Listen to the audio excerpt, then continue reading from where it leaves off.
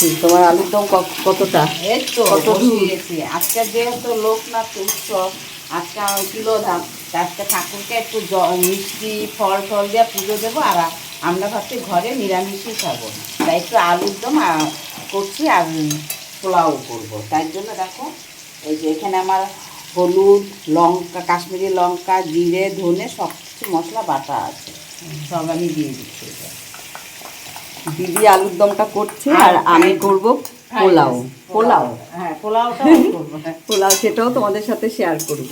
আর আজকে হচ্ছে বাবা লোকনাথের তিরোধান মানে দিবস, তাই সবার বাড়িতেই আজকে কম বেশি একটু অনুষ্ঠান হচ্ছে। 19শে জ্যৈষ্ঠ তো সবার বাড়িতেই এই অনুষ্ঠান হয়,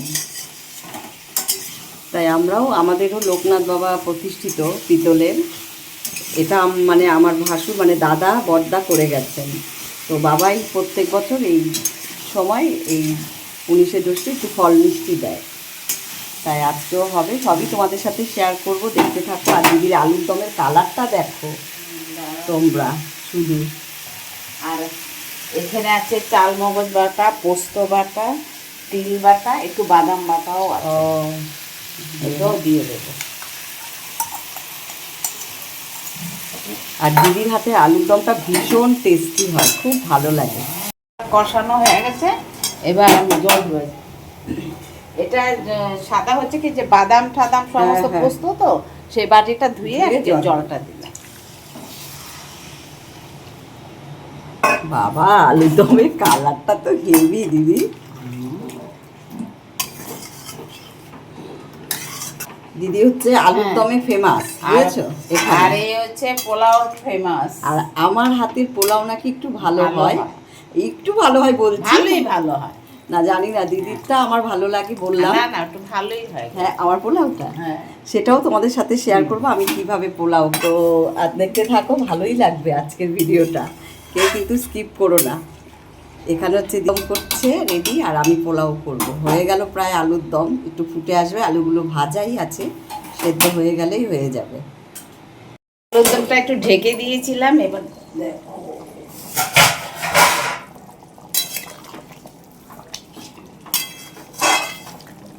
আর একটু মনে শুকাবে। হ্যাঁ দাঁড়া, আলুটা দেখছি সিদ্ধ হচ্ছে না, আলুটা সিদ্ধ হয় না, আর একটু সিদ্ধ হবে, একটু ঢাকা দিয়ে দেবো।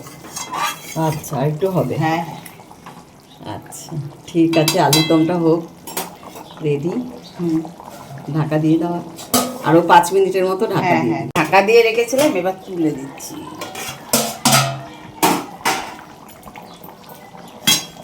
এই ঝোলটুকু লাগবে দিদি, কেন বলো তো, আলুর দমের ঝোল না টেনে যায়, টেনে যায়।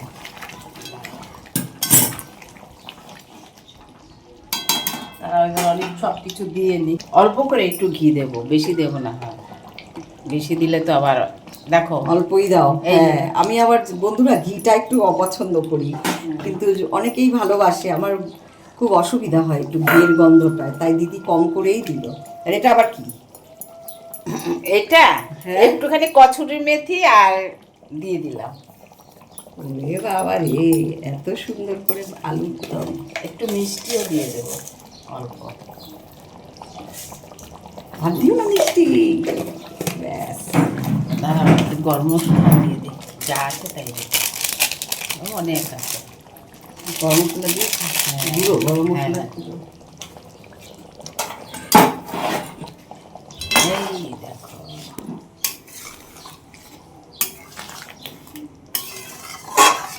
ব্যাস হয়ে গেল।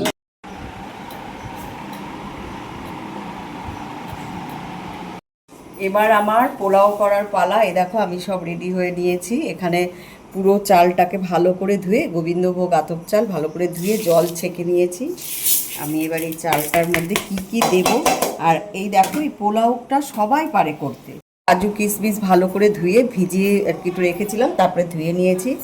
এটা আমি দিয়ে দিচ্ছি, আমি যেইভাবে করি সেটাই তোমাদের সাথে শেয়ার করছি। এখানে আমি চিনি যা যা দেবো সব কিছুই, এখানে হচ্ছে গোটা গরম মশলা সব, তারপরে এখানে হচ্ছে আদা একটু গ্রেট করে নিয়েছি, একটু লবণ, তারপরে একটু হলুদ, মানে বাসন্তী পোলাও তো একটু হলুদ দিতেই হয়, কারণ আমি রং দেই না, মানে ফুড কালারটা দেই না। আর এখানে আমি দিয়ে দিচ্ছি ঘি, ঠিক আছে, এই ঘি একটু দিয়ে দিই।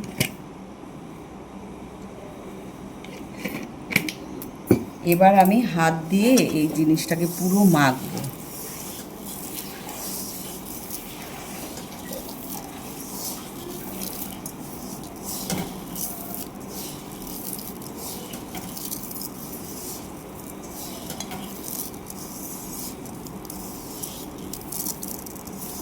তোমরা অনেকেই অনেক রকমভাবেই পোলাও করা যায়, কিন্তু আমি আমার মতো এইভাবেই আমি করি। আর সবাই বলে খুব ভালো হয়, দিদিও খেয়ে বলে সত্যি তোমার হাতে পোলাওটা খুব ভালো হয়।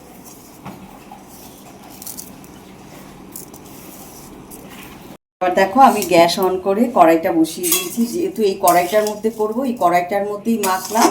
এবার আমি 5 মিনিটের মতো ভাজবো। ঘি, গরম মশলা, কাজু, কিশমিশ, সব নুন মিষ্টি সব কিছু দিয়ে আমি একবারে ভাজবো।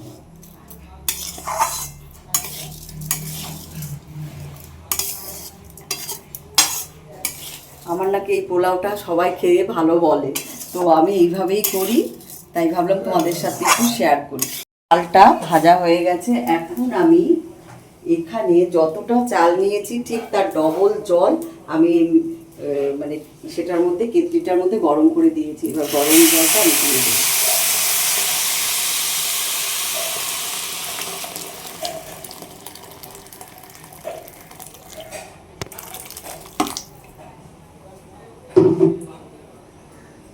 এবার আমি স্টিমটাকে একটু বাড়িয়ে দেবো এই কারণে, জলটা যখন ফুটে আসবে একটু টকবক করে, তখন আমি কমিয়ে দেব।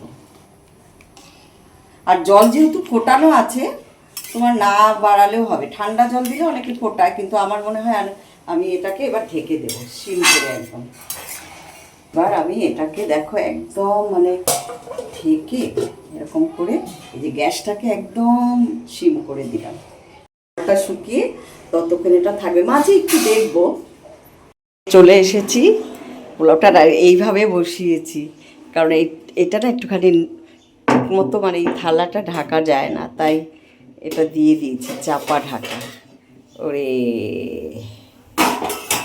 এই দেখো আমার পোলাও মোটামুটি হয়ে গেছে, বুঝেছ? এই যে এবার এটাকে বন্ধ করে দিই একদম। এই হয়ে গেল আমার বাসন্তী পোলাও। আমি এবার নামিয়ে ফেলবো। তো তোমাদের সঙ্গে রেসিপিটা শেয়ার করলাম, আর পোলাও করা, আলুর দম করা সব কিছু।